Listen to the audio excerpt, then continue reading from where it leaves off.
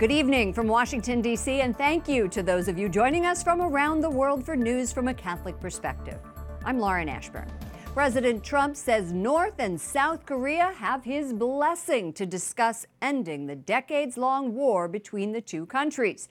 President Donald Trump made the remarks at a high-stakes summit with Japanese Prime Minister Shinzo Abe. The two have forged a friendship, but tension is mounting over differences of handling North Korea and on trade.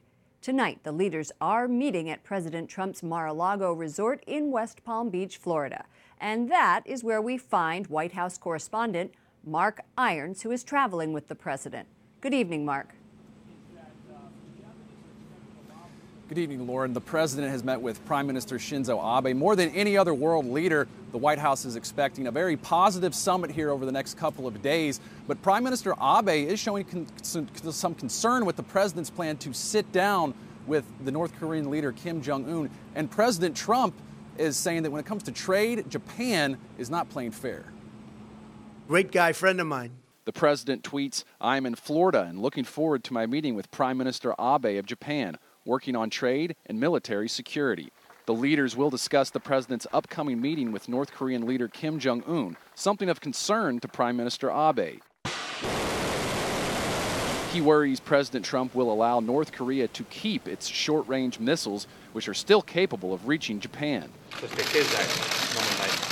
Abe says, "I hope to confirm that we will continue to give the maximum level of pressure so that North Korea abandons its nuclear program in a fully verifiable and irreversible manner." Another key issue on the table, trade. The U.S. has a $68.8 billion trade deficit with Japan. Trump has exempted many U.S. allies from newly imposed tariffs on aluminum and steel imports, but not Japan. And the president fulfilled a campaign promise to cancel the Trans-Pacific Partnership, although last week, Trump said he'd be open to renegotiating the trade deal. The president tweeted, "Would only join TPP if the deal was substantially better than the deal offered to President Obama. We already have bilateral deals with 6 of the 11 nations in TPP and are working to make a deal with the biggest of those nations, Japan, who has hit us hard on trade for years."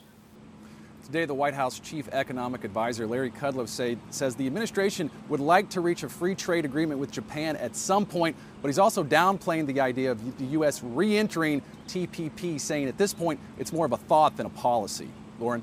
Mark, there's a lot at stake as President Trump prepares to meet with Kim Jong-un. How is Japan's Prime Minister Abe trying to add his voice to the conversation? Well, President Trump and Shinzo Abe have reportedly been in constant communication since the president agreed to sit down with Kim Jong-un. In addition to wanting the North Koreans to end their nuclear weapons program, Abe is calling for the release of Japanese abductees. The U.S. is also pushing for the release of Americans in North Korea. Lauren? White House correspondent Mark Irons traveling with the president in West Palm Beach, Florida.